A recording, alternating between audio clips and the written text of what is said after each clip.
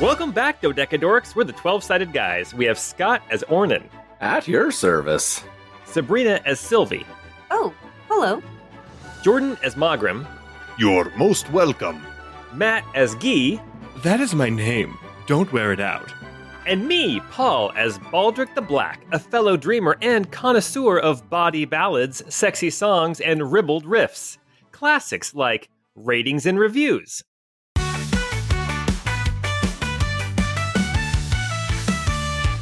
Ratings are great, reviews are too.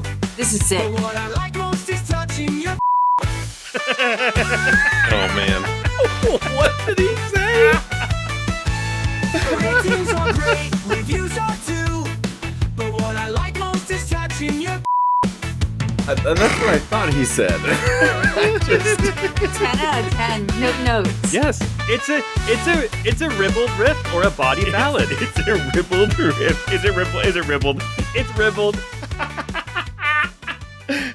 Or other classics like Patreon Pants Party.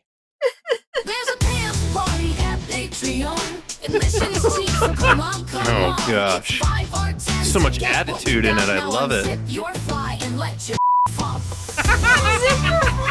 And let your what? Let your flop.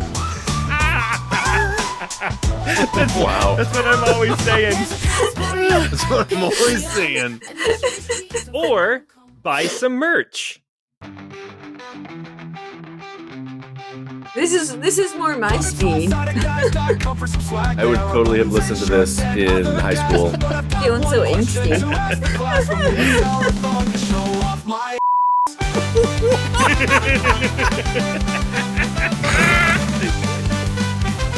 Pretty beautiful. Oh man, this is so bad.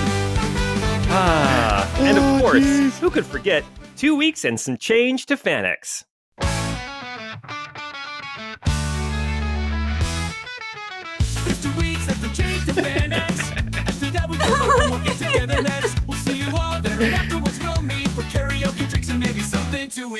These are so much. Oh, man. Hey, Bob, that wasn't very bawdy or ribbled. Well, the chorus is just over and over again. Anyway, Jeez. if you ever made music by moving around some mushroom stars and the occasional fire flower, then this podcast is for you. It's Chorus of the Forsaken, episode 51.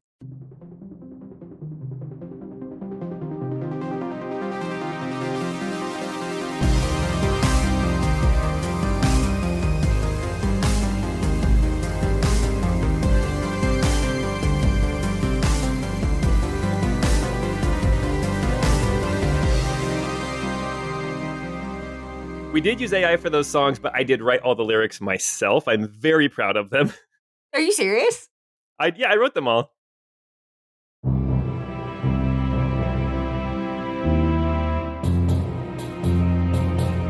Comrades, much has happened since we last spoke. First off, you'll never believe how strong I've become. I'm tough, like really, really tough. You guys remember that dream team? Yeah, we caught that Cancun necromancer Bubbles, and we scared him flying through the streets. I mean, in the end, he evaded us, but it was like mostly because we let him. Anyway, we went back to that mystery shack, the one between the willow and the silver. He went to pick the lock while I went to distract the only bystander. He was this handsome dragonborn bard named Baldric. You know, I even let him beat me in a bard off, but I didn't mind losing.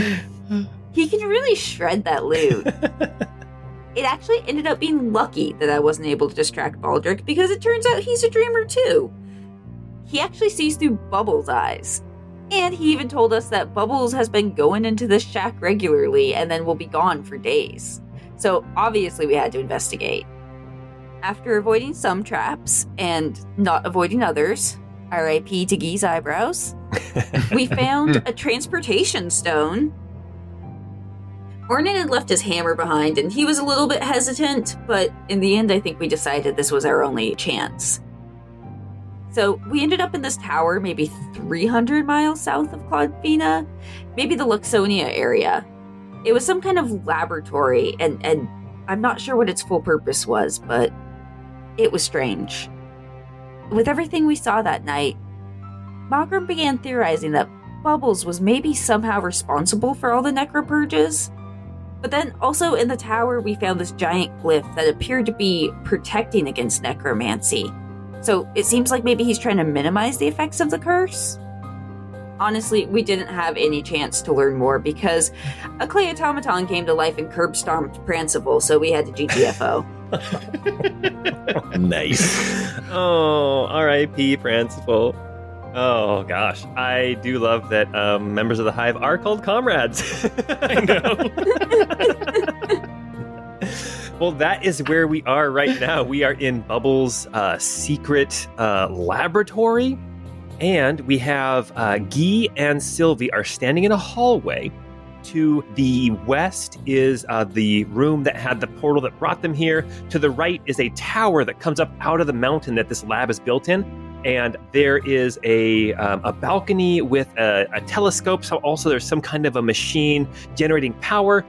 To the north, there is an open doorway opening up into the lab proper. And that is where there are curtains hung. Like Sylvie said, there is that large glyph on the floor that seems to be protecting or mitigating the curse of necromancy somehow.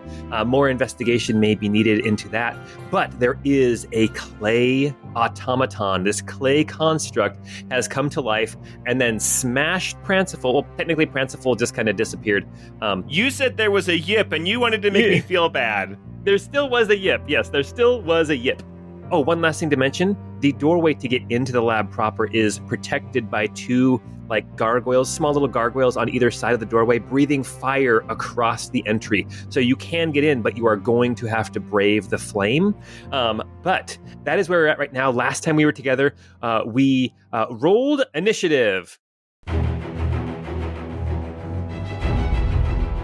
Guy rolled a 22, a nat 20. Hey, guess what? Sylvie rolled a 22. Copycat. Ornan got a 14. Mogram also got a 14. What's your dex modifier? Just 1. Mine personally is probably like 8, so I got like a -1 at least. And that's generous. I've seen you play basketball. But Ornan's is 12, so +1. Let's have Ornan go before Mogram. And then Sabrina, do you want to go first or you want me to go first? You can go first. Go for it. All right, I know exactly what I'm doing. All right, and Baldric got an 11. Guy, you are first. You are standing in the hallway right outside of the main lab area. It is equidistant to the tower where your friends are and the portal to get out of here. What are you going to do? So Guy is going to send a couple arcane bursts at this clay construct. Okay. I can see it from where I'm at, so I don't think I should have any trouble hitting it. And Guy will say, Ruptis! The first one is a 23 to hit, and the second one's a 12 to hit. So the 23 will hit. Why don't you roll some damage? All right, this blue orb shoots out and does 10 force damage. Nice. You see a little bit of clay dust poof, pulverize into the air. And then he'll yell down the hall and say, Hurry up down there! All right. Are you going to stay put, though? Yeah, I'll stay here. I don't think he can close the distance. I think I got at least one more round of shooting at him before he makes it through the doorway. Okay, well, let's go ahead and go to Sylvie. Sylvie, it's your turn. Okay, well, that was not what Sylvie was expecting Guy to do. I thought our plan was to get in, get out, not fight things. So He killed my dog.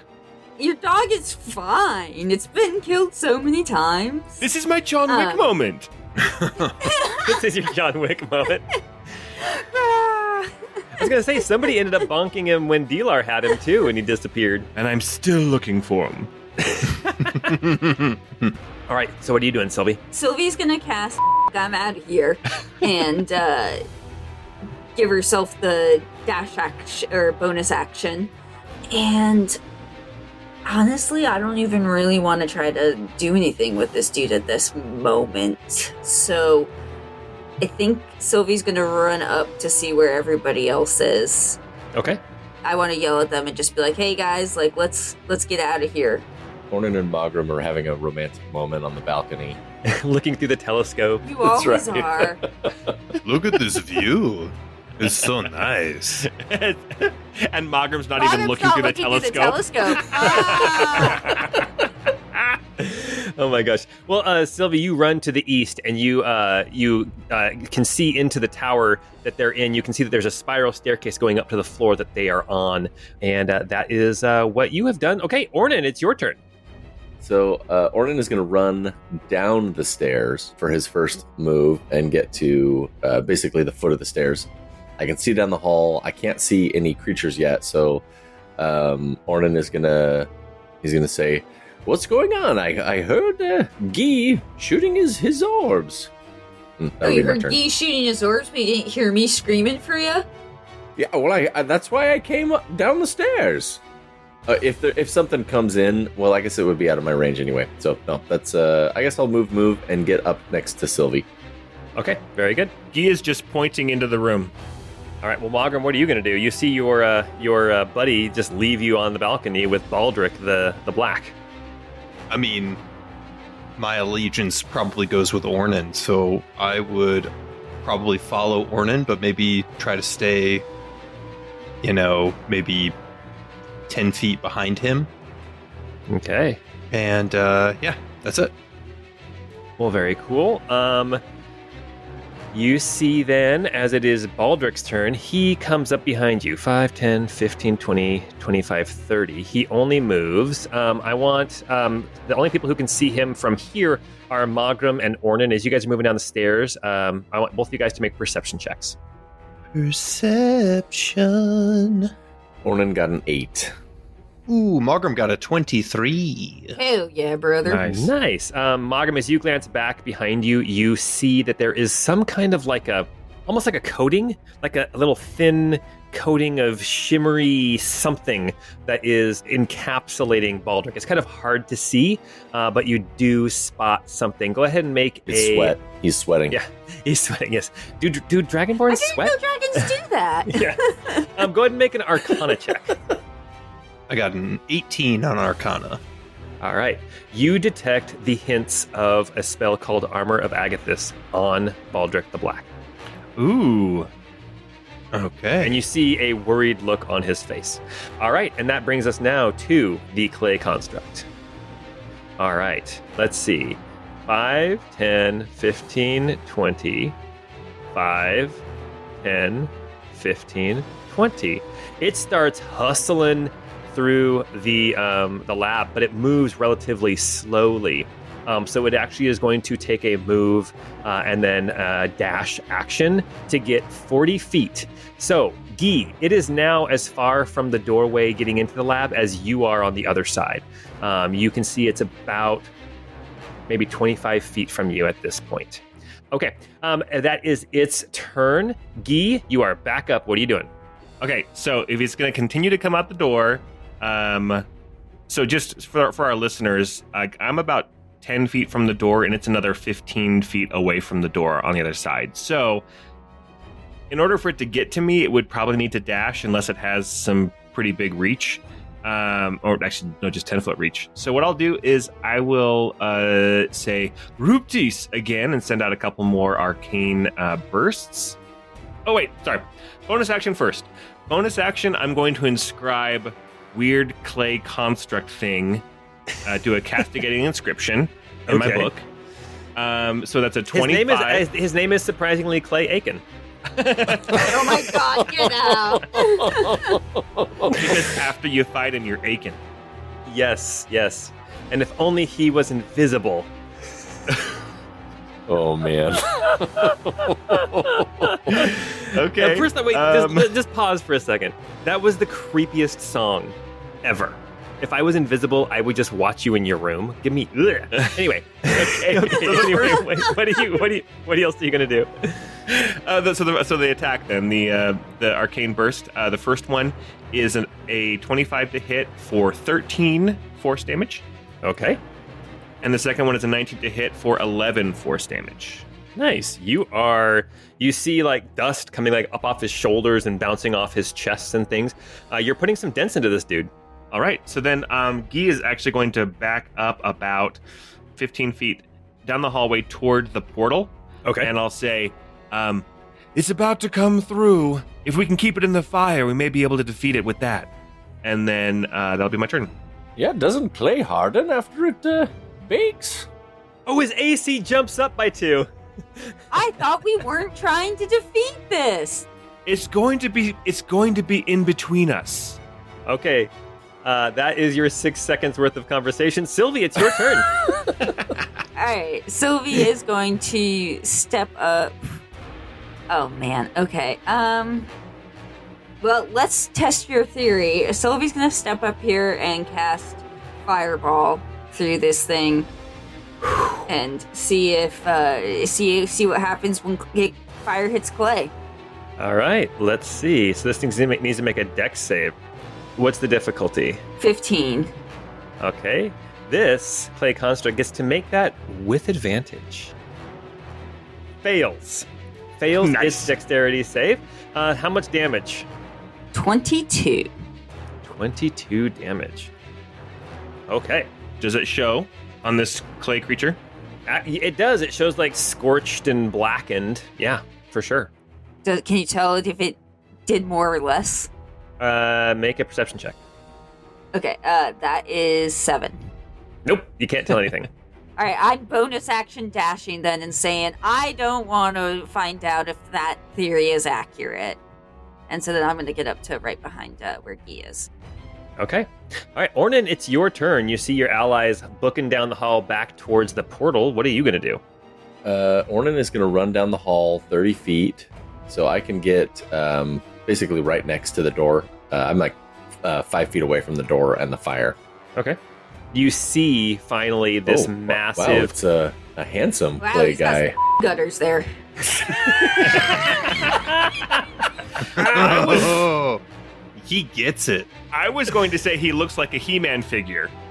Yes, he is. He does look like a He-Man figure. His He does. proportions are cartoonish, like comic book-esque, like huge muscles, just massively built out of clay. Definitely this idealized vision of strength and musculature.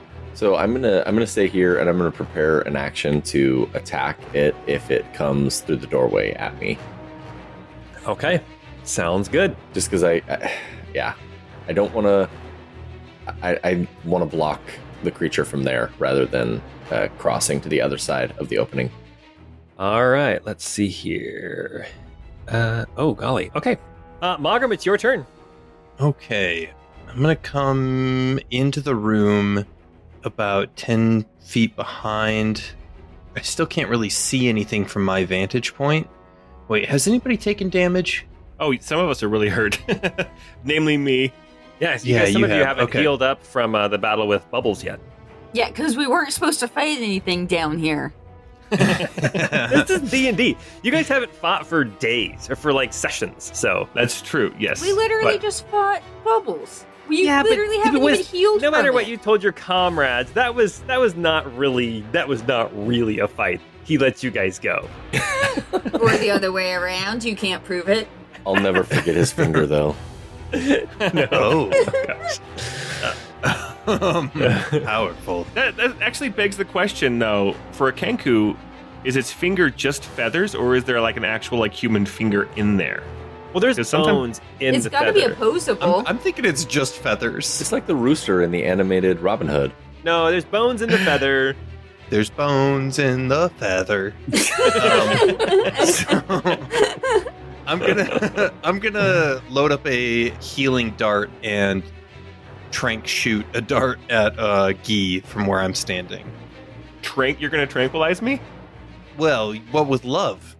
Oh, So it's Oh, in good. that case. Ooh, and I'll heal you for 12 healing. oh, that feels so much better. That's great. That was max. Nice. Nice. Oh, very good. Well, after Mogram's turn, we have Baldric, 5, 10, 15, 20, 25, 30. He's going to move out into the hallway, see what's going on, see that there is battle happening, and he is going to decide to dash 5, 10, 15, 20, 25, 30. He is trying to get across the hall, but he is now he's right where Guy was standing just a little bit ago, so he can now see straight through the archway where the fire is, and he can see this clay construct on the other side. and it is the clay construct's turn. 5, 10, 15, 20. This clay construct steps through the arch. The fire didn't help. The fire actually goes out as soon as he steps foot into the archway. Oh. Almost like this guy is allowed to be here. He is close enough now to attack Ornan. The first thing that this guy is going to do... I'm going to make my attack as well. That's right. Ornan had it ready to attack. Oh yeah, go ahead. So the first one is a 19, and the second one is an 11 to hit. Okay, so the 19 hits. Okay, that will deal... I rolled a 1, so minimum. 7 bludgeoning damage, but I'm going to push him back 5 feet away from me. Is there any save for that? Nope. Oh my gosh! Oh my gosh! The fire turns back on as this clay construct swings his big, heavy fists, and you see this, like, pulse of energy, like, erupt out of him, and his skin glows blue for, like, 6 seconds, and then dissipates as he's swinging at the air as you push him back, and he wastes his turn because he can't get any closer now. The flames also turn back on as he is no longer in the archway. And we are back up to the top of the round with Guy. All right. Guy's going to stay there, and he's going to launch a couple more arcane bursts.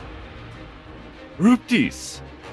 The blue orb is a 15 to hit. Does that hit? That'll hit. Okay, so that is 11 damage. And then the Amber Crow is a nat 20.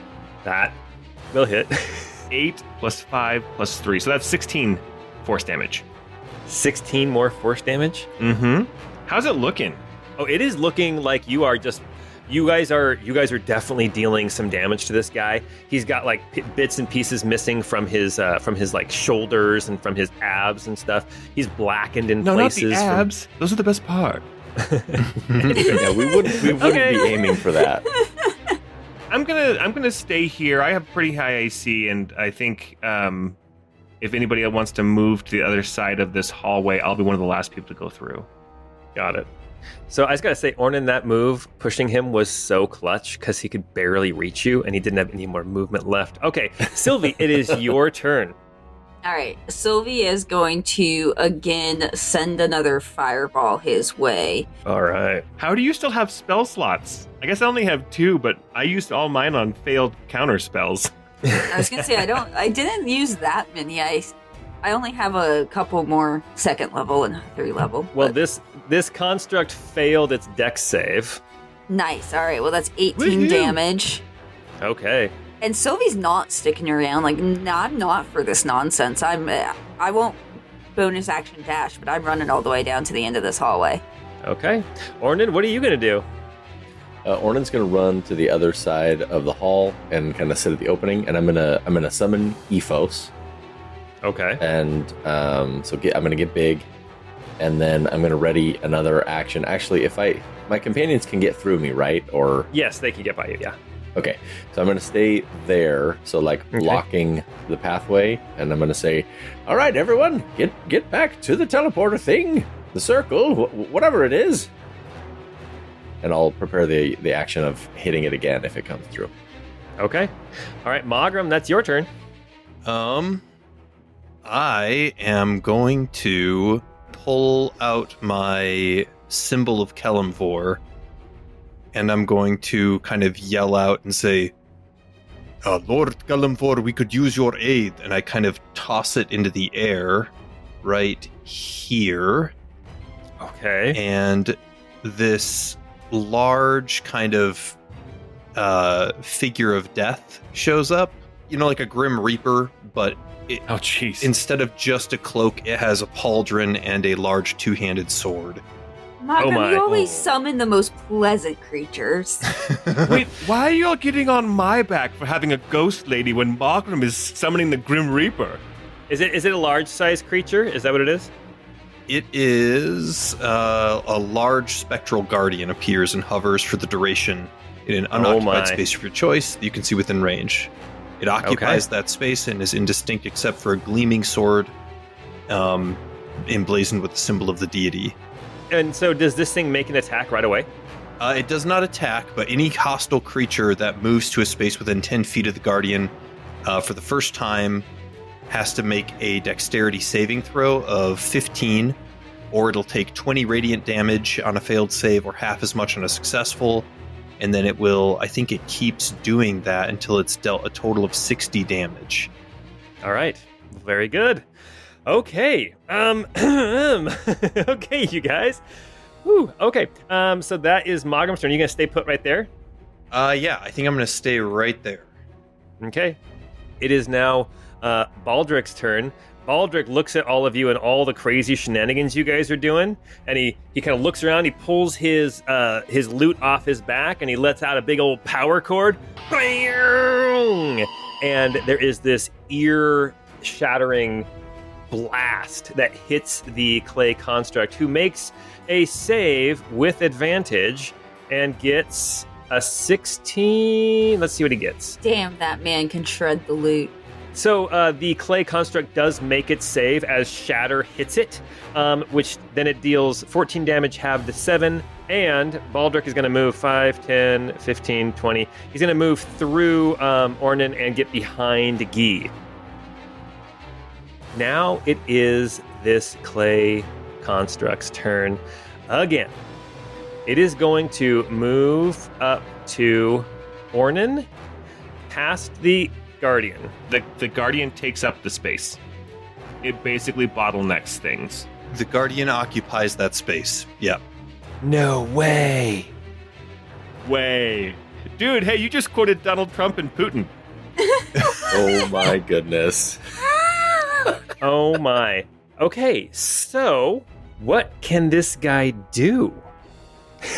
Okay, so I was looking up like moving through hostile creatures' spaces, and you can move through a hostile creature's space if you are 2 sizes smaller or 2 sizes larger, and these two are the exact same size. So, first thing that has to happen is this clay construct has to see if it goes berserk. It does not.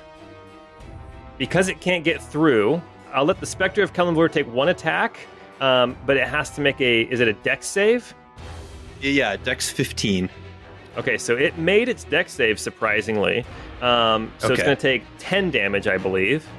Yeah, that's right. And then it's going to move back into the lab. And it is going to hover around the corner. Oh my gosh. All right. That brings us now back to Guy. Guy, what are you going to do? Guy will be like, wait, what just happened? And he's going to move into view, so past Ornan, try to see if he can see that construct. Doesn't see it with 20 feet, 25, 30. Okay, now I can see the construct kind of hiding around the corner, and I'll say, we got it on the ropes now, guys. And I'm going to go ahead and shoot a couple more arcane bursts. Okay. Because I don't want to waste my castigating inscription. So 18 to hit, That will hit. 10 force damage, Okay. and then the other one is only a 13 to hit.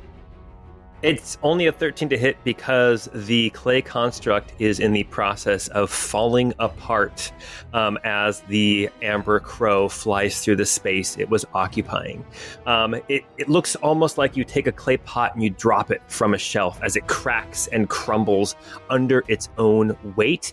And we are going to cue victory music.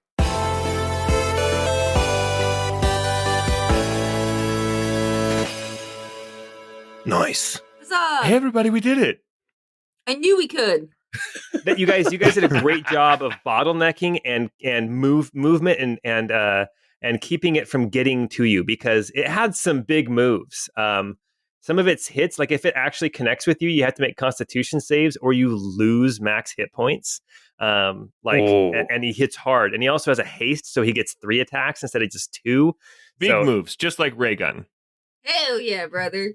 Well, here you guys are. You're standing in this hallway. There is some like clay dust kind of floating in the torchlight as these ever-burning torches are lighting the hallway you guys are all standing in. You can see beyond to the lab behind through the archway. There is this Spectre of Kellenvor, this ghostly death figure. I went to General and I see I see the gif of Homer Simpson as death. I'm like, I don't think that's the one. Oh, that is bad news. Yeah, you see Kelemvor's specter still standing in the way. Somehow, though, you get the idea that you guys would be okay moving past it. But there is still fire, right? There is still fire, yes. Ooh. What do you guys want to do? There is a whole lab on the other side. Pranciful saw like arcing electricity before he got booped out of existence. He saw like a magical staff. He saw like a desk with some books on it, doors and curtained off areas and all kinds of things in here. There are also, I should mention, there are also like these two huge like grates, like drains in the floor. One just north of that giant symbol and one just south of that symbol that's been like drawn on the floor in either blood or red clay or paint or something. Okay, all right. Either blood or red clay or paint. There are 3 options, and one of them sounds way, way worse and more likely. Well, just real quick, I also want to remind you guys that this symbol, Sylvie, you already said it, that it's like mitigating or dispersing or something the necromantic energy. But there are some leg bones in one like circle on the magic on the inscription. Are they connected to the knee bone? No, they are not actually. There is like a there That's is not a supposed whole. to be like that. Wait, what? That's not how the song goes. There's an axial skeleton minus the skull in one. There are 2 arm bones, and then the skull is like set right in the center, surrounded by some candles. So you definitely Now, get like Paul, I know creepy vibe. what axial skeleton means, but can you explain it for our listeners who may not be as up to date stupid on idiot. anatomy terms? Now, clearly, I know. Your axial skeleton would be your skull and your spine and your rib cage and sternum. I believe those are technically also axial. And then your os coxae, your pelvis. Everything but your limbs? Okay. Your ribs might actually be appendicular now as I think about it. But anyway, regardless. I hope there's not a test later. I have an idea, everybody, and I'm going to pass between 30 Okay. feet up Okay. to the crushed pieces of this construct. I'm going to like grab pieces of it, any like the most intact pieces I can find. You find a hand that's only missing like one finger. His abs. We didn't touch the abs. Yeah, and like definitely the abs. How many pack? Like, what's the size of the pack now? Like 6-pack, 4-pack? It was like a 12-pack. Now you can't find anything larger than a 2.5-pack. Okay, I'll grab the 2.5-pack and the hand missing a finger and some other The pieces. missing finger is the ring finger. Should I know what that means? Why don't you do it with your hand? Oh, jeez. You're such a dork. Hey, everybody. It's quite shocking in here. Jesus Christ, I literally am such a nerd. I was like trying to do it. I was like, why does this look familiar? I haven't been in middle school for a minute. Be careful over there. There's some electricity arcing. You may get shocked. And you might like it. Yeah. So I'm going to take these pieces. I'm actually going to put them in the threshold area. Hopefully that like pieces of this construct might be enough to deactivate the trap. Oh, why don't you make a luck check? So here's the deal. Odds it doesn't work, evens it does. Just any die. It's a 4, so evens. Yeah, you take works. this 2.5-pack and you kind of set it on the floor right in the archway and the flames go out. You now have access to the lab. All right, everybody, squeeze by this. Okay, Margrim, this guy is much scarier than my spooky lady. I think we need to have a conversation and intervention with you. He's quite a bit more intense than the Hinky Punk, even. I don't know. It is a little unsettling. Do you have any friendly conjurers? Well, but he is merely an aspect of Kelemvor. Do you not? Are you familiar with Lord Kelemvor? He used to just be like a normal guy, right? A mortal. Yes, but he took on the task and the mantle of being essentially the Lord of Death, but not in the way that perhaps some might think. He is perhaps better thought of as kind of an arbiter for justice for the souls of the dead, and perhaps a caretaker or steward over the dead. Cool. All right, everybody, come on through. Let's see what's in this room, and then let's get going. Quick! Baldric moves right in and you can see him looking around like with awe. He's like, oh, I never would have thought Oh my, in all my days. And he starts walking around. You can see that that there's pillars holding up the roof, and between the pillars, you can see black curtains have been strung along. So just for our players right now, if you are looking at the map and you see a locked door, that is an actual door, whereas all of the other doors are just curtains. You guys instantly go in and start just ripping open curtains and looking around, and there is a ton to see. So the first thing that you come to is in the southwest corner, right by the destroyed clay construct. You pull open those curtains and you find stacks and stacks of coffins, old, decrepit coffins. Some of them have fallen apart. All of them are open and all of them are empty. Okay, gross. You guys, I think I'm leaning towards the blood theory, not the clay or paint. So I will say this. So Sylvie, last time we were together, you were examining that symbol and you were able to draw it out so you can look at it later. I will tell you that there may be more you can learn from it with further investigation, but that's going to take more like an actual investigation check, like an hour's worth of work potentially. Okay, so just a heads up. You have information potentially that you can gather later now that you have it written in your book.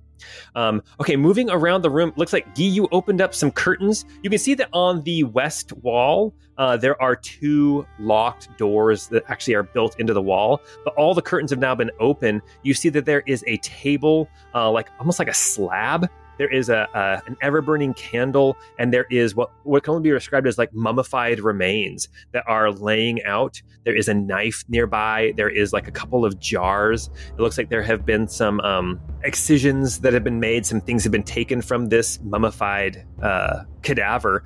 You see that like a leg is missing. It's been like cut off. You can see there are pieces that have been taken from this body. Does it look like that body was maybe carefully laid to rest, or maybe with some kind of symbol of its station, or is it just it's wrapped up in cloth and dead? You can make an investigation check. Sylvie, as you move around the room, and Mogram and Ornan are on the other side, you guys are moving on the east side.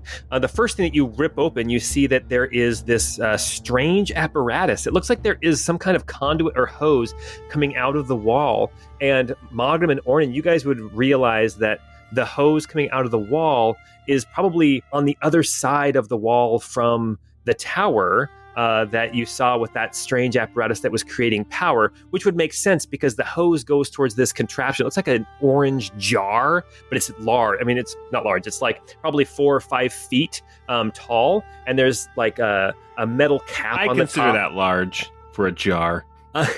There's a metal 3 or cap 4 on the inches is large, yeah. Mm-hmm. Some would say it's large. There is also some like a more conduit and cabling that's coming down off of it, and arcing off the top of that cap is this. I can only describe it as a bolt. It's like a Tesla coil. It is zapping across like this 5-foot gap to this like metal slab of a table, and on top of that metal table there is this large urn. This urn is probably like 3 or 4 feet tall and wide, and this electricity is arcing and zapping that urn. It looks like the urn is kind of absorbing that energy for some arcane purpose. Moving further up the eastern side, Mogram, you get to rip open some curtains and you find something that seems very interesting to you. It looks like some sort of a potion, like a storage or maybe a potion research desk. And you can see there are some potions there that are on the desk on this table. You see also on the east wall there are also 2 doors that are actually built into the actual wall. Those would be actual doors as opposed to these curtains. Ornan, you get further north and you can see the desk that Pranciful had seen. This desk has some books on it. It looks like there are some notes and things. You see the electrical arcing of where the construct was, but now that construct is gone. So there's kind of this haphazard, uncontrolled, like 5 to 10 foot, almost whip of electricity whipping around. Now that it has nowhere to go, you imagine that walking over there might not be safe. So as far as the map is concerned, anywhere where you see electricity up in this northeast corner, you will get zapped if you walk into those spaces. Okay. Okay. Is there anything of note on that desk? Like you said, there were some notes and papers. Yeah, there's and some stuff. notes. There's a couple of different books on there. And then just describing real quick one more thing. Sylvie, as you kind of move across the room, you see there are a couple of display cases. Looks like one of them has a like a staff with this green jewel on the top, black wood with a green like crystal, I guess you would call it. It's not necessarily a jewel. And then in the other display case, you see that there is a wand of some sort. And then also you spot there in that northwest corner, it looks like there is a place to create potions. Some kind of a cauldron is there. You see that there is shelves up on the wall that are full of different reagents and different components for different potions. Alchemy kind of stuff? Yes, exactly. So it looks like not just is he doing necromancy, but he's also doing some kind of alchemy as well. Is the wand and like the staff or whatever, are they just out and about, or are they like locked up? The staff is just resting on a table. It looks like you just walk up and grab it. The wand is underneath like a display case. It's like this glass topped dome type thing. And it's so you don't know if the glass case is locked or not. So I've kind of described what the room is. Oh, and then one last thing, there is a door at the furthest north edge of the lab. So you have all the stuff on the east side, all the stuff on the west side, and then there's a door at the far end. So we started with Guy. Guy, you made an investigation check on the mummy, and you wanted to know if it was laid to rest well, or if there was something more. You basically wanted to know the nature of this cadaver. Yeah, I wanted to know, is the person that the mummy used to be important? Like, is there anything signifying who this person was or what their station was, or is it just he needed a mummy? And I rolled a 15 investigation. Okay, with a 15 investigation, it's hard to tell because, this is old. This is an ancient dead body. But one thing you do notice with your 15, I'll say you do notice that on one finger is a copper ring. And copper's not terribly expensive. So if that is unless Bubbles has taken other things off of this cadaver, if that's the only adornment that this person was buried with, then they probably were not super powerful or super wealthy. Okay, yeah. Then I'll leave the mummy alone. Okay. And then let's go around the room. Mogram, is there anything you want to do? Yeah, I'd love to investigate this kind of table with all of the potions and alchemical reagents and all that different stuff, and loot what I can and grab anything special that might be there. You find some components and things that are a little bit harder to come by. So I'll say, in game terms, it doesn't mean anything, but for you, Mogram, the way that you make your Hemexton venom and all that kind of stuff, you find some things that will help you replenish some of the stock you've been using. And Cool. Then you also end up finding 5 potions, different size little bottles that are all kind of lined up on this desk. Okay, cool. And I can describe them for you if you want me to describe them for you. I think we don't want to take a ton of time, so I might just take them with me, and then when we have more time, I will try to check them out or something. Perfect. Yeah, so you grab these 5 Malcolm, potions. stop snorting all of those. I will say that one of them you do recognize. You do recognize a healing potion, but it seems to be more vibrant in its color, and it is a superior healing potion. So you do have one superior healing potion, and then you have 4 other potions that you don't recognize right off the bat. Okay, cool. Okay. All right. And then Sylvie, anything you wanted to do? Yeah, I do want to go. Well, I want to start with the staff, and I kind of just want to go see if I can kind of get a vibe for what it is. It seems dark. It doesn't it just seems like the green crystal on the end, the black wood. You can see there are some runes inscribed upon it. You make an Arcana check. I don't think I want to mess with this, if I'm being honest, so it might just stay here. 17. 17 Arcana. You recognize some of the symbols on there, and some of the symbols that you recognize are actually some of the words that you would use to cast some spells.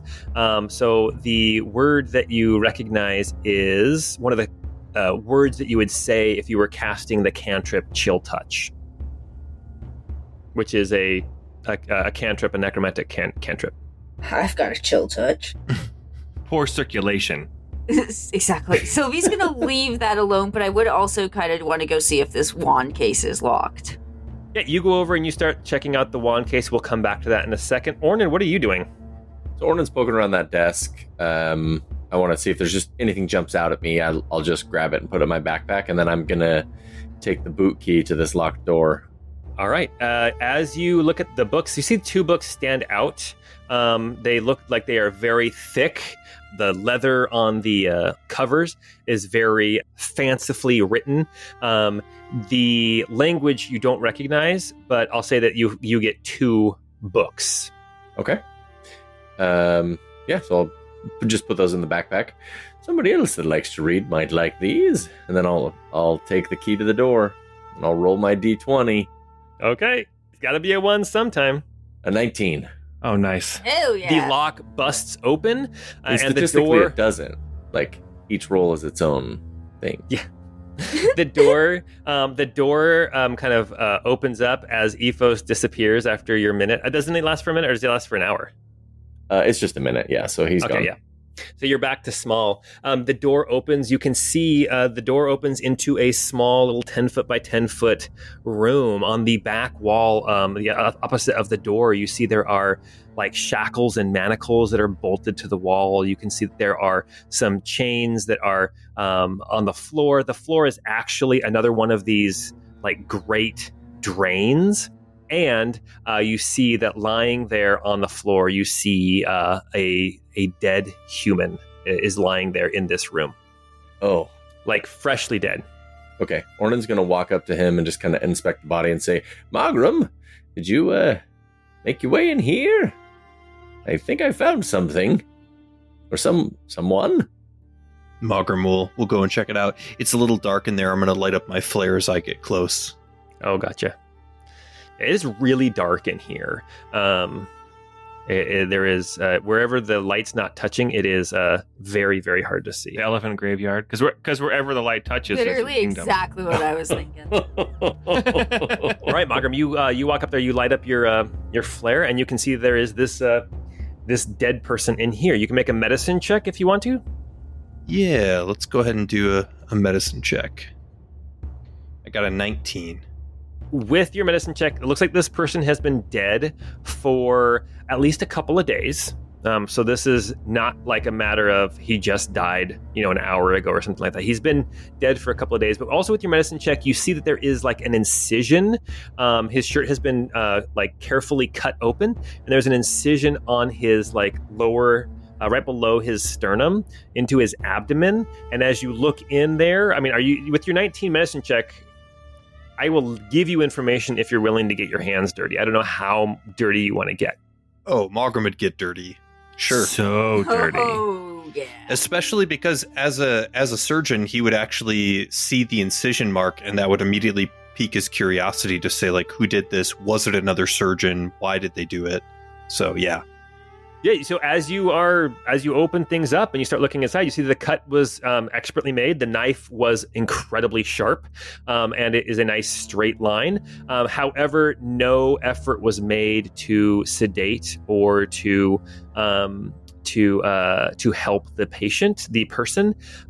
You determine that this person was more than likely alive when the incision was made, and you see that the liver and gallbladder are missing. Jesus. Interesting. All right, Baldric is walking around. He's kind of looking at this giant, like 4-foot urn that's being zapped by electricity, just kind of walking around and looking at it. So Sylvie's heading back over to the other case. Guy, what else are you doing? I'll just call out and say, are we stealing from a very powerful mage, or are we just gonna, like, see if we can't find Jingles hiding around somewhere? That's what I'm looking for. Okay. I'll be honest. I think you're free to take whatever you want to, because whatever he is up to here, I do not think it is actually probably a good thing. In fact, I'm thinking about trying to sabotage things as well. Okay, cool. I'll grab the staff. Okay. Guy, you take the staff. Very good. All right, Sylvie, you walk over to the display case. As you kind of look at it, you see inside there is this wand. This wand looks well made. It is of a dark, not black wood, but like a dark wood. But it's like, you know how like on a lathe, like you can do like really cool designs and things. It looks very well carved. There is a little. All right, I can only get so erect. I do love me a pretty stick. I want it. I got it. Oh my gosh. So it has a little steel ball that is where, like, if you were holding the wand, the ball would go in the palm of your hand and then the wand would stick out between your fingers. Come on, guys. Come on. I'm sorry. You cup the ball and then the wand sticks out between the fingers. That's That's how Come I on, do you it. guys. Yes, that was clear from your description. I don't want to just reach in and grab it, but like, yeah, as Okay. long as the vibes don't seem too off, I do. This wanna does reach not in and get grab it. this does not give you the same kind of necromantic sense that the staff did. Oh, then hell yeah. Say you grab the wand. Okay, so you've got the wand. Okay, very good. So now Ornan has 2 books. Magram has 5 potions. Guy has a staff. Sylvie has a wand. A pretty wand. Yeah, very good. Okay, so Magram and Ornan, you guys are heading down to the southeast door on the other side of this potions table. Yeah, I was going to call, like, I walked over there, I wanted to call Ornan over to see if he could help me get it open. Okay. Got it. Okay. Yeah, you are close right now to this urn that is being zapped with electricity. Okay. Ornan, you use the key, but I want you both to make perception checks before you use the key. Okay. Ornan's going to walk over, and I rolled for the key, and I got a 4. Let me make my perception check. I got a 14 on perception. Ornan got a 12. Magram, you see that as you walk towards the door, there is some kind of like a red or like a rusty colored stain on the ground right in front of the door. Like it's coming out from underneath the door. In fact, as you look at the door, you can see that the bottom of the door has kind of slightly changed color from like soaking up some fluid. Because you spotted it, I'll let you make a medicine check to try to determine what it is, or investigation. I mean, is it red? Is it yellow? I think we know here, guys. I think we've got an idea. It's corn syrup. I got a 14 on medicine. It looks like not necessarily straight blood, but it looks like bodily fluid. Yum. Got it. Okay. Yeah. I think he would say, whatever is in there, prepare yourself for, and then there is some sort of fluid leaking out from below. If it were purely blood, it would be much darker. But whatever it is, it will be disgusting. All right. Ornan will plug his nose. The door blasts open as the key to the city explodes the lock. And you see on the other side of the door, there is a small room, 10 feet by 10 feet. And the only thing you see in here are 2 more of those big urns that have been set in here. And it looks like one of the urns is seeping some kind of fluid that has kind of run out along the floor and has come out the doorway. One other thing you see is that on the inside wall, there is a lever right next to the door.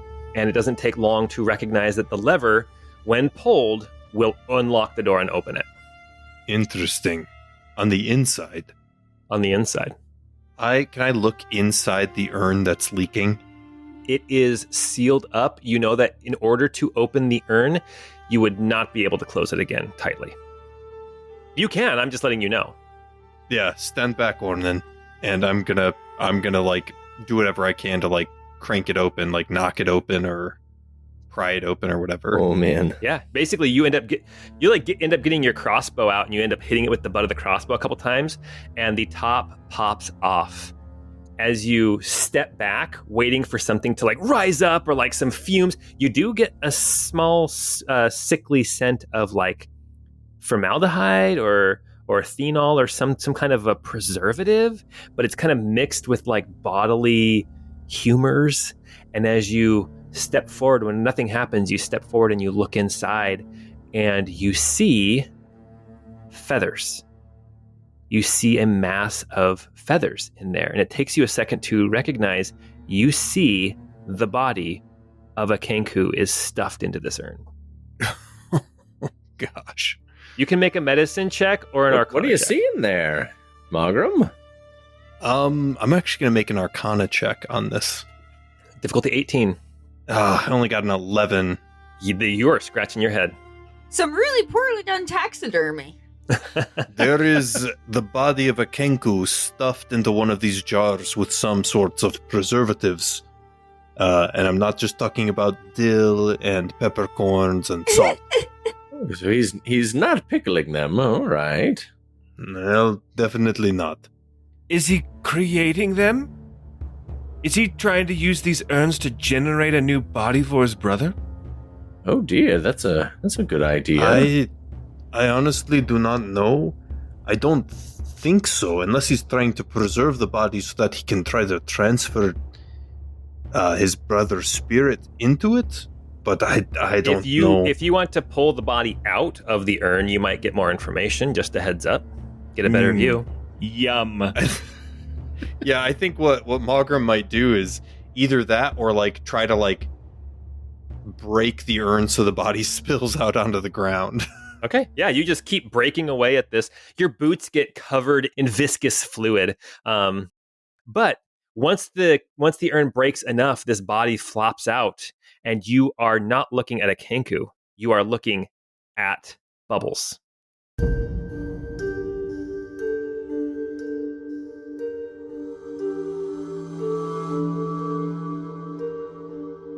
Oh. I will let Ornan and Guy and Sylvie make Arcana checks. I think Scott the player knows, but let's see what Ornan knows. Would Ornan know? I don't know. Ornan wouldn't. Ornan got a 10. Okay.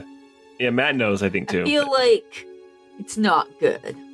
You know what? Okay, I think you guys have already figured it out. Maybe in Arcana 18, maybe you don't need to make that check. You have already figured out basically what's going on. So, what do you think is going on with this? Scott? I don't think Ornan knows. Yeah, but Scott, I think you know. I think it's Magic Jar, right? It's the spell Magic Jar. I'm thinking it's the spell Magic Jar. Basically, if he dies, he'll come back to life in one of these jars. And the apparatus that Ornan's standing next to is probably creating extra magic jars. Convenient. Interesting. It's almost like a phylactery. You guys are close. It's not Magic Jar. It's actually Clone. Oh. It's a level 8 spell. Okay. Whoa. So do the clones, like, is it like a simulacrum where they'd like... It's the bodies are here waiting for if Bubbles dies. Okay. So it's similar to Magic Jar. It's similar, but he can have as many as he wants. Okay. It takes a little chunk of his flesh to make them. So it looks like he's got 2 here in this room already ready to go, and he's making a third one right now outside that Baldric has been looking at. This electricity that's zapping towards this jar. It looks like that is like a third. Now, I know rules as written that you can make a clone in 1 hour. I know, but this is just kind of like we're spicing it up a little bit. I think it makes more sense that it be a process and take time. Yeah, also, I don't know, maybe somebody can. I think realizing this, Magram, I don't know if anybody will agree with this decision or not, but Magram's going to start like busting up these urns, and then he's going to pull out flares or his phosphorus and try to start setting stuff on fire. Oh, we have Ebby back. But I am a little worried. I'm worried a little bit if there's any other hostages here. I mean, it looks like this dude was only dead for a little bit of time, so maybe we don't want to burn the whole place down. Well, there are 3 more doors you guys have not opened yet. No, not burn everything to the ground. Oh, okay. Yeah, cool. not burn everything to the ground, but like light these bodies on fire. I don't want. Oh, hell yeah, I'm want- down with that. I don't like the idea of. I think you guys figured out that once the jar has been broken, the spell, whatever enchantments are upon this spell are gone. So all you have to do is just break the jars, and then the bodies can't be used anymore. Okay. Yeah, set them on fire, though, just in case. Just to send a message. They don't burn very well because they're covered in fluids. But it's white phosphorus, so... Formaldehyde! It burns like crazy. Guy will actually go up to the north door and attempt to lockpick it. All right, why don't you make a lockpicking roll? Guy rolled a 3 for an 8. That is not good. Actually, you know what? This door actually is not locked. You go to lockpick it. The only reason why I left it locked is because it was to differentiate it from all of the curtained off areas. This door is not locked. You can actually just go open it. Sorry, I forgot. You know what, though? Nobody else knows. Hey, everybody, I picked this lock over here. This door's open now. We can see what's in there. Wow, that's so I picked impressive. it with my lockpicks. Over here. I just did this. Me. That's great. That's wild. It looked like you were dropping the key over there, but that must be a new technique I don't know about. It was a tough one, but I figured it out. By myself, over here, me, with my lockpicks. You also see that there's this small little alcove right here before you go through the door that is, it looks like there's a garderobe or a latrine of some kind. But you open this door. There's a poop hole over here too, everybody. You open this I'll door be right there. I thought we weren't going to make this your thing anymore. You open this door and it opens up into this this very, it's not, I wouldn't say it's like super rich looking, but it's very well made, very homey, very but also kind of rich office space. You see there's some shelves along the north wall. You see there's a desk with like a plush chair. There's an archway on the western wall that opens up into a bedroom. You can see there's a big bed. You see there's like a dressing table. There's windows that look out over the forest. You can see that there is a door on the right and a door on the east side and a door on the west side. But as you're looking out the windows, you can tell, oh, I am like out over the forest again. So this must be another one of these portions of the lab that kind of comes up out of the mountain, out of the hill that this is built into. And this is some kind of living quarters, but it looks like whereas his lab is kind of spooky and dark and everything, when he is resting and relaxing, he's living in a nice place. Okay. All right, I'll start poking around here. I found his writing table, everybody. It looks like this might be where he would draft his correspondences with, like, necromancer acolytes. All right, well, so Sylvie followed you in, so why don't you guys both make investigation checks as you guys are kind of ransacking that space. And Magram No, he's going to help the Bloodhound. Okay. Well, then, Magram and Ornan, where are you guys going? I'm going to go up there, too. I think now that I've, like, broken all those urns, I'll come up with Guy and Sylvie and see how they're doing. Okay. Orna's going to go to some of the other locked doors on the other side of the room. The west side, it looks like. All right, so Ornan, you go to the west side. I want you to go ahead and make that door is locked, so why don't you go ahead and make your key to the city check. That was a 3. Oh, Okay. so 4 and a 3. Ooh, we're getting closer. Oh, Door man. busts open, and as soon as it busts open, it kind of gets caught as it can't push all the way open, but you can see into this room. It is another one of these small little 10 by 10. These are like little like closets almost, but like one of them was full of clone jars. One of them had a dead body and some shackles. This one is full of bones. Just bones of all sorts. Big skulls from like Goliaths. I knew it was coming. Yeah. We got to reprise that one today. So as far as like there's just bones from all different kinds of creatures. Make a medicine check, Ornan. Relatively low difficulty, I'll say 12. My first nat 20 in quite a while. Okay, well your first Nice. nat 20 tells you that all of these bones are humanoid of some kind. There are no animal bones in here at all. These are all humanoid. And I will say, I think way back when you were beneath the bandits' fortress, when you spotted the greatsword, the elf slayer greatsword in that elvish skull, you really took your time to investigate that skull and figure out what's different about that skull versus like a human skull or a gnome skull or whatever. And you see that the majority, I mean, there's all different kinds of races in here, but you would say that at least 60 or 70% of the skulls in here are elves. Oh, wow. Okay. Sylvie and Guy and Magram, you guys are investigating the office. What'd you guys roll for your investigation check? We got a 19. The Bloodhound got a 19. All right, as you are looking at the desk and looking at the shelves, Sylvie, 2 things pop out at you. It looks like this is actually kept pretty tidy in here, but you do spot 2 books that look very familiar to you. These are quite obviously spell books. Looks like there's 2 spell books in here that are ripe for the taking. Grabbing them bitches. Perfect. And then, Guy, it looks like you opened up the door on the right side, and what you see is there is a balcony that is like stretched out over the forest. Another telescope is aimed out that way, and you can just see... There's a balcony like from Perfect Strangers? Yes, Balcony Bartocumulus. Yes.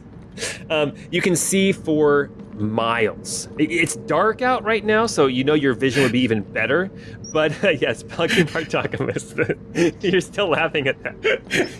That's so great. Dumb. I know. But anyway, you can see that this would be a good vantage point to like look out over the forest, and yeah, just more and more forest. And as far as you can see, even though it's dark out because it's nighttime, forest. So you are in the middle of probably the Great Loxania Forest. Okay. Very cool. All right. And then there's one more door on the east wall, and then in the kind of the apartment area, and then there is a door that Ornan is down in the lab all by himself. Baldric comes over to show you some support. Ornan, you are going to use your key. What did you get to blast this last door open? Ornan got a 12 on the key of the city. The door comes unlocked. Why don't you go ahead and open it, Ornan? Standing oh my gosh. in this small little 10 by 10 closet, you see a 6.5 foot tall figure, a black cloak draped over its head and shoulders. That is so freaky. You see I love it. its body. It doesn't have any clothes on besides the cloak. I don't love it. You see that it has a little bit of a loincloth on. You can see that its feet, they don't match. Like one foot is slightly bigger. The other foot has claws. Like one foot is from like a dragonborn maybe, and the other foot is from a Goliath. You see that the head is what really gets you. It is, the only way I can think to describe it is if you were to take a Kenku's skull and coat it up with other flesh and try to make it bigger, because a Kenku's skull is relatively small because they're small creatures, but this thing is big. So it's like an oversized, monstrous, dark, kind of blackened flesh skull. Ornan, you found Jingles.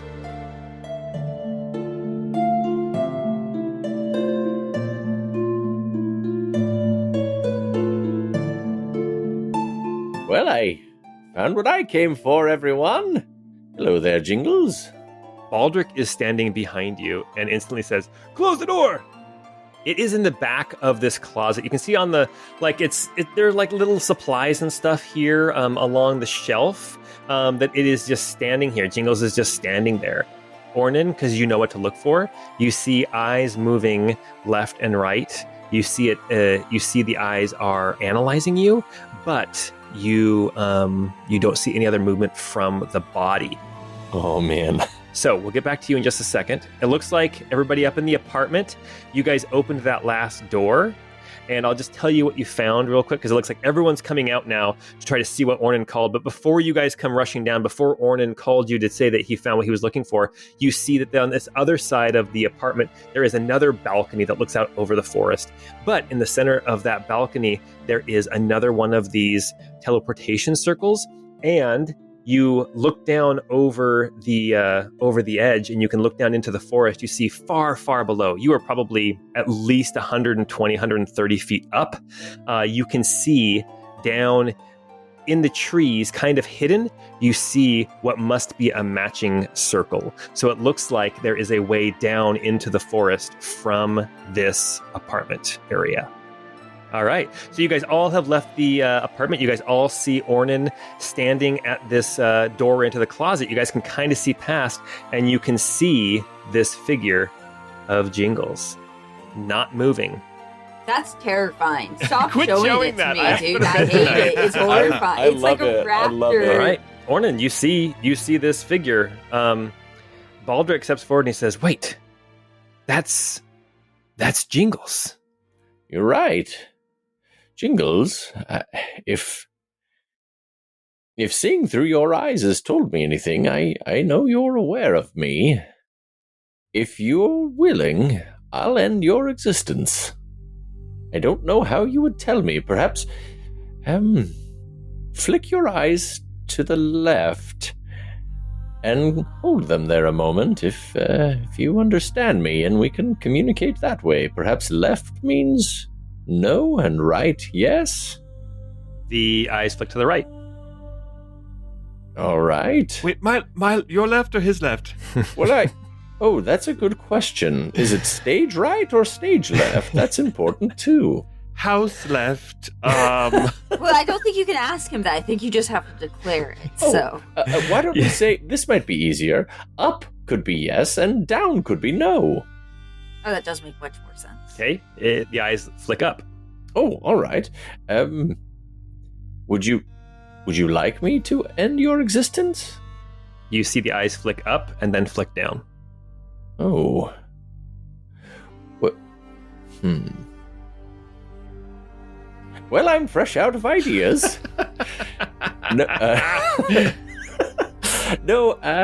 Jingles. Let me say this. My companions and we have been having some shared dreams, and occasionally I see through your eyes, and I become a passenger in your mind. My companion here, and Ornan points to Baldric, and he says he sees through Bubbles' eyes, and the two of us have been trying to find you. And then you hear Baldric say, I'm sorry for what he's done to you. And then the eyes flick up. Do you want us to leave you here or bring you with us? The eyes... I guess that wasn't a yes or no question. Sorry, this is really hard. If you want to come with us, do you want to come with us or stay here? Up for us? The eyes flick up. All right, well, can you move on your own, or do I need to pull you along?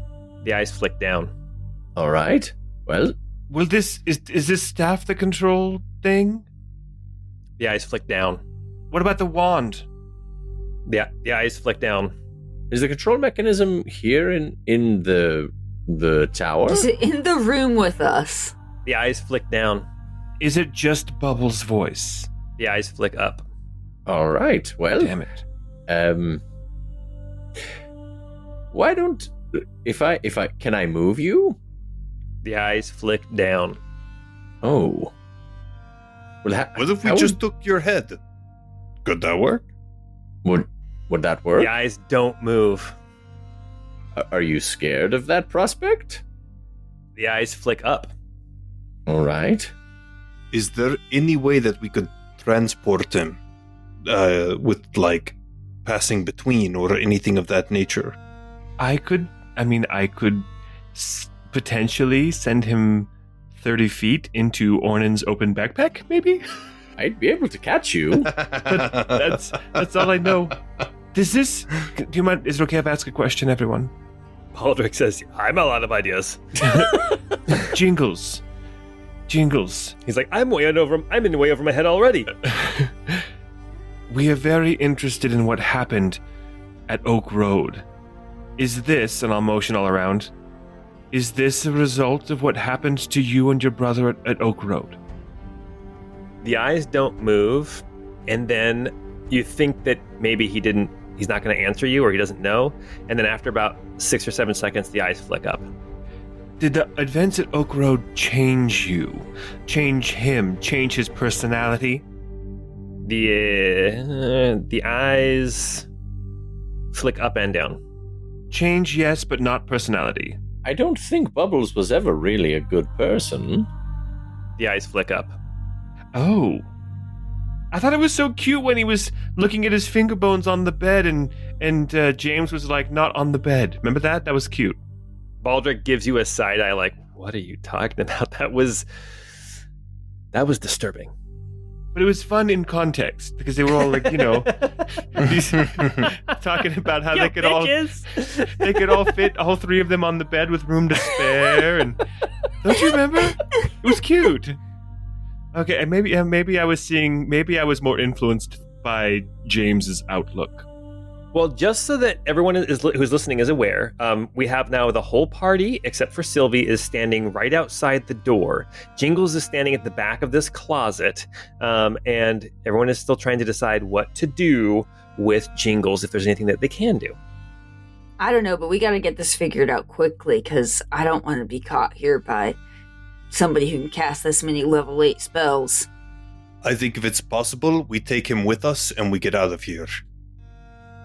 All right, I'm going to try to pick you up. And Ornan will walk over to Jingles and try to pick him up. You step towards Jingles, and instantly there is a massive greatsword in his hands, and 3 attacks are coming your way. Oh, dear. Oh, jeez. 16, 25, and 31. Oh, okay, so 2 hits. The 16 will miss. With AC of 18. That is going to be 11, 20. That's going to be 29 slashing damage. It is magical. Can we put him to sleep? Ornan quickly steps back. Disengage action, if we're in combat. Yeah. Oh my goodness. I am hurting. I'm hurting real bad. Woo. Oh. That's what you get for getting past the clay construct without doing anything. It didn't do anything. This is too dangerous. We have to go. Jingles, we are looking for some way to help you. We're looking for some way to help all of you, honestly. It sounds like the events, your experience from hundreds of years ago, was unkind to every single one of you. He flicks his eyes up. Mogram goes up behind Ornan and uses one of his larger bandage kits and a syringe and heals him for 19. Okay. All right, Good. Ornan, bend over. Well, I don't like this, but we'll be back. I could Jingles. try charming him, but I don't think that's going to work. I don't think it'll be strong does enough. charm tend to work on constructs? He's a humanoid. He's probably an undead construct. Why don't you make a Arcana check? All right, let's see that. Oh my god, that's a nat 1 for an 8. Yeah, you would know charm doesn't really work on constructs. I'm out of ideas, guys. Wait, I have one more question. Jingles, your brother, does he have, for lack of a better word, an aura? Does he seem to have an aura of undeath about him? The eyes flick up, and then they flick up, and then they flick up, and then they flick up. So that's not you, that's him. Do you have an aura about you? The eyes stay still for a little while, and then they flick down. Okay. It's all right. Not everyone gets an aura. I think they're not very good. I don't have an aura.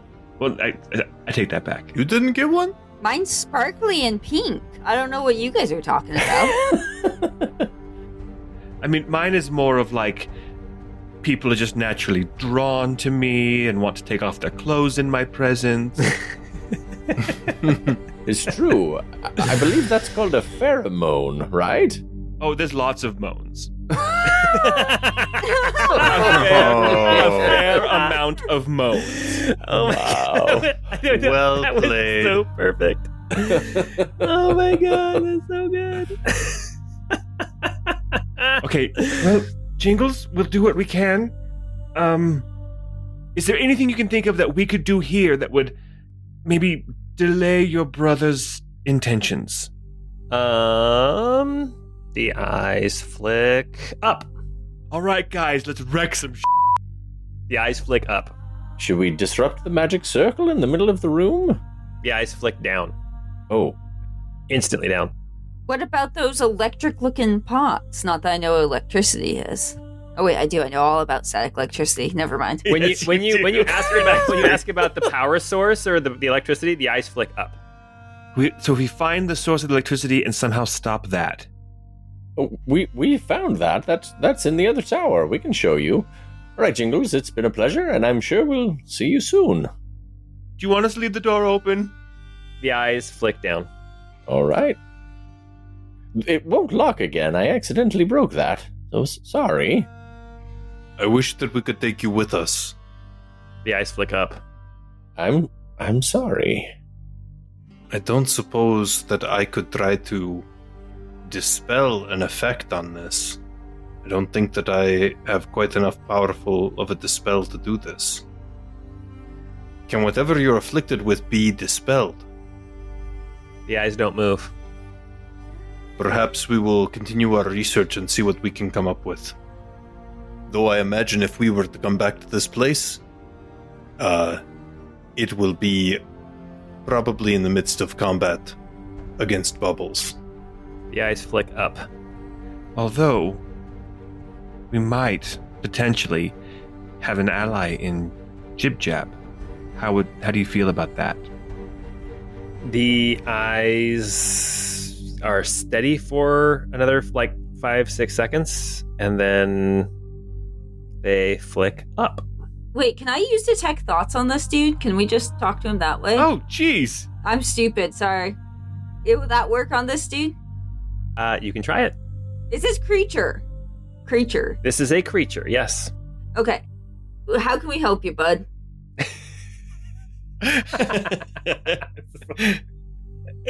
We have this 19, 20-year-old gnome who's talking to this ancient, hundreds of years old monstrosity. You're like, hey, bud, we want to help you out.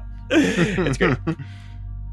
You hear this voice, and it is a small voice. And it takes you a second to recognize that the thoughts that you're hearing are, even though this creature has lived for hundreds of years, it's a child's voice. And you hear, I don't want to do what he makes me do. I don't know how to help you without it hurting me too. But I don't want him to keep doing what he's doing. I don't want to be this. But I don't want you to get hurt trying to help me, because I can't control it. But I'm tired of this. But I also don't want to go back into the skull. And I think that's where I'd end up if you took me out of this. I think I would just stay in my skull. Well, that sounds awful. He said he was going to help me and bring me back. And he thinks he has, but he hasn't. I just don't bounce around on his belt anymore. Interesting. If only I had... If we could take an hour, I know it's too dangerous to take an hour, but I could try to send Jingles' spirit between to whatever home it's supposed to be. I could use the spell Banishment if I had another spell slot. Well, I think that seems like a good plan. But we'd have to wait an hour. Yes, and I don't know if it would send the body back here because the body is from this place, but Jingles, I'm sorry, your soul isn't supposed to be forever in this realm. I don't know how he did it, but he trapped me in my skull so I could stay with him, and he promised he'd bring me back. And for some reason he can't. But I see the things he does bring back, and they're not people, they're just things. They're just things that move around on their own. They're just a body. I don't want that. I am that right now. I know my brother loves me. Wait, is there no way you can move on your own? No. I have no control over this body. This body will attack you if you come near it, and you're not my brother. And if you try to attack me from afar, it will defend itself. And it's very good at defending itself. And then you hear kind of a breakdown. It's done awful things. This is awful. This is terrible. This is so sad. What if we attacked him and lured him through the portal? Do we want to have an uncontrollable undead construct designed for killing and mass carnage loose in the city? No offense, Jingles. Probably not. I'm gonna leave a little note for your brother. Let him know we were here. And, Oh, I think you'll get the message. Margrim looks around at all the smashed, like, urns and stuff. I think you'll know that we were here. The camera pans to all the clones that are dead now. Yeah, the dead Kenku bodies, yes. Maybe you should put in that note that says something like, you really need to talk to your brother and listen, because this is what he told us, and then write what he told Sylvie. Is that something you want us to do? Sylvie, you hear his thoughts, and he says, if your friend can send me home, even though I don't know where that is, I would do it. I would have him send me home. Do you want us to tell Bubbles that how you're feeling?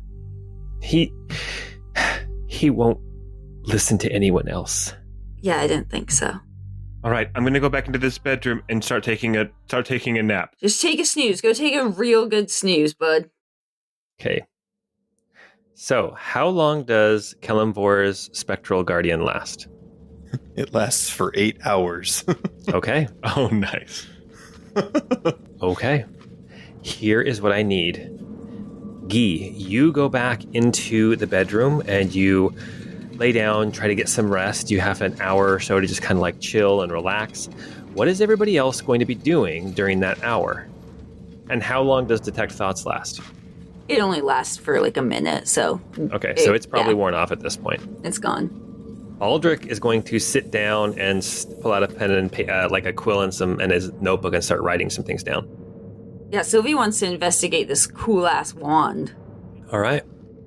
Ornan's going to go to the machine and try to figure out a way to power off all the electricity. Okay. Yeah, actually, that's where Magram went too. Oh, nice. Yep.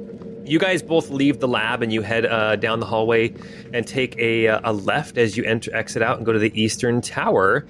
You see that on this wooden pedestal there is a gyroscope of some kind, and it's spinning in place. It's large though. It's like a 3 or 4 feet diameter, or no, probably 5 foot diameter spinning contraption, and you see this blue like electricity and energy just arcing off of it, not like zapping out at you, but you see that these conduits are snaking off of it and going into the wall to the north, somehow taking this energy that this contraption is creating and harnessing it and storing it and being used elsewhere in the lab. So you guys want to figure out how to disable it? Yes. Okay. So what kind of checks would you guys want to make? Arcana or crafting? I can try an Arcana. Ornan will be using the help action for this. Oh, I got a 28 on Arcana. Nice. Okay. Difficulty 20. So yeah, you definitely figured this out. This gyroscope thing, it looks like, you know how like a top, as it spins, it will start to wobble. This gyroscope is spinning almost like a top, but it's not wobbling in the slightest. You get the impression that if you were to try to tip it somehow, that it would eventually spin out like a top does. But right now it is centered so perfectly that it will not stop spinning. Also, because it is spinning so fast, that it will take like some effort to get it to start to wobble, because the force of it spinning is keeping it standing upright incredibly rigidly. So with your Arcana of 28, like some big hits or something with a Warhammer or something like that might knock it a little bit, but you're gonna have to deal some big damage. So we'll say there is a 20 damage threshold that you have to hit with one hit to knock it off of its axis. Ooh. So if you can figure out a way to hit it with 20 damage or more, you can knock it off of its axis. Interesting. Okay.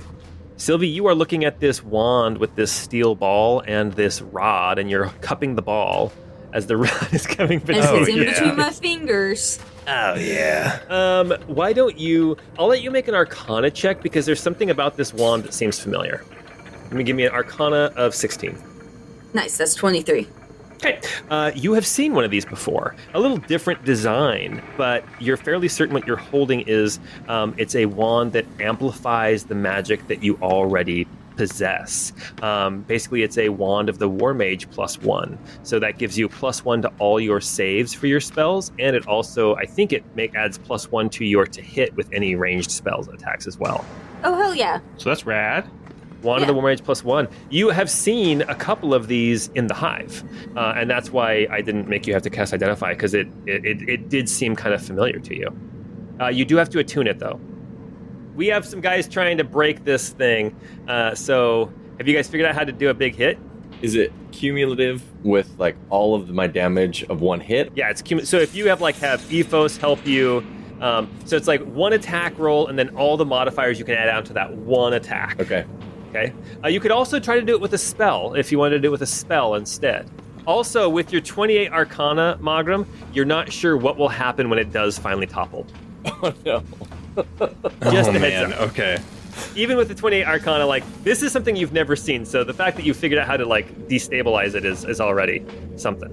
So, I mean, I've got something, but I don't think it would work on this because it's supposed to be a creature I can see within 30 feet. Yeah, this is not a creature. Okay, I'm gonna take a whack at it. Okay, I'll let you do 3 different attempts. Okay? Okay. And you don't even need to roll to hit. Let's just roll I your don't damage. need to roll the hit? Okay. You All don't right. need to... Well, actually, you might as well, because you might get a crit. Okay. The first one I'll only be able to do... Okay, let's see. Depending on what I get for my first rolls, we'll see. The third one I'll save for the big stuff. So I got 12 damage plus 6... Or let's see, plus 2 Ethos. Oh, man. Do I do it? I can only do this once. That's 14. You got to get 6 more damage. I can only do this thing one time. I'm going to do it. I'm going to do the skeletal brand. So that would be an additional 8 fire damage. So hit it with the hammer, Ethos bites it, and then I slap it with my burning skeletal hand.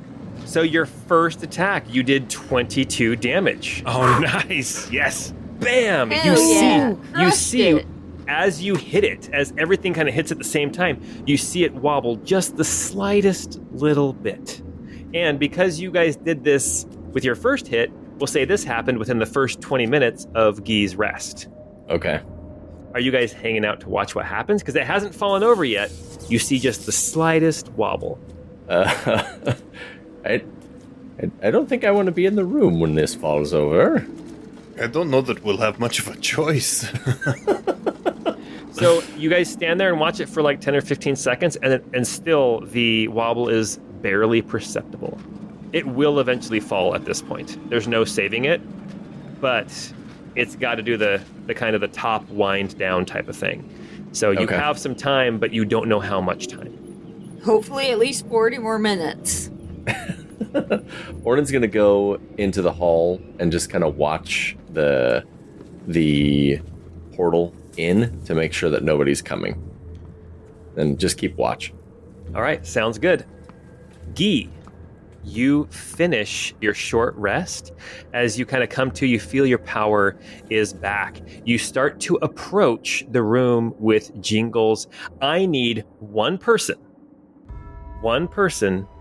to roll a die. Don't roll it yet. Evens, nothing happens. Odds, then we will see. Oh, I'm not rolling it. Everybody can have a short rest. I feel like Ornan should, since this deals with jingles and bubbles. Oh man. All right. I don't think you guys want my. Oh, Sylvie did it. Okay. No, Oh, no, she that rolled was her Gil. hit God, I dice. took a short rest. I did not do not I was sketch this on I me. was hoping because it was an even number. I was like, oh, good. Somebody else did it. Oh man. Oh my goodness. Nah, that ain't me, bro. Okay. All right. We'll see. A 15. Oh no. That's odd. Oh no. Okay, so Guy, as you enter into the lab after your hour is up, Baldric finishes writing. He stands up. He's like, "This is going to be a crazy story to tell," and I'm trying to figure out the second stanza of this song, but I think it's gonna be a good one. Sylvie is standing near the symbol on the ground. Ornan is standing by the archway back into the portal. We still have a Kellenbor's spectral guardian, and Magram is also standing in the hallway near Ornan. Two things. Magram, you look over towards that eastern tower where the power source was, and you can start to see a little bit of flickering of blue light coming through the archway into the eastern tower as the energy source starts to wobble more and more. And Ornan, as you are watching the portal, suddenly there is a flash of purple energy, Oh, no. and standing on the portal is a diminutive, 3-foot tall, cute little Kenku wearing dark robes. Bubbles has come back to his lab Oh my gosh. and makes eye contact with you, Ornan. And that is where we are stopping for tonight. Dang it! Christmas Oh, morning, man. guys. Oh my gosh. Oh my This could be a goodness, quick you guys. trip. Oh. You guys. Why did you let me take an hour rest? Why did you let me talk to him? He was a little boy trapped in a body. That's just I just know. terrifying. Oh, it's so sad. Oh, it's so sad. Oh my gosh, you guys. I am nervous about what's gonna happen. You did it to us. So to be fair, the dice did it to you guys, right? You didn't have to. You guys did. I didn't think you guys were going to come in here, honestly, because the flames were there. You guys were like, "We got to get out of here," and then you guys just me didn't neither. leave. Well, we were going to do a quick ransack of the place, and then we found Jingles. Yeah, well, this is what I'll say. You still have Kellamvor's spectral guardian standing watch at the archway. Nothing can get past him without getting hit, okay? Unless they have some other shenanigans, okay? You also have a plan for Jingles. And you've got an ally, Baldric the Bard, that now you know has some magic with him and already has Armor of Agathis cast. So, everybody just think about what you're going to do, and then we'll see what happens next time we are together. Also, don't forget that we have a Patreon. If you need a reminder, just go listen to the songs at the beginning again. We have a Patreon pants party, and you can go and you can Best check kind out of party. this map. you can check out this map. You can check out the city map of Kladvina with all of the different points of interest, and then like zoom in and see the battle maps, and you can see the suite and the hotel. You can see some other stuff that's there in the city and all over Via Severia, where our players have already been. Also, we're going to be at FanX in just a little over 2 weeks from the time this goes live. So FanX 2024, we'll see you there if you can make it. We'll get together. We will, like the song said, we will maybe do some karaoke, get some drinks, maybe get a bite to eat, and then that's a throwback to the Classic. Is that intro. what we're gonna do? Is that what we're gonna do, huh? Yeah, 'cause you realize I'm gonna bleep this, so their Yes, imaginations I are know. gonna run wild. I know. I love it.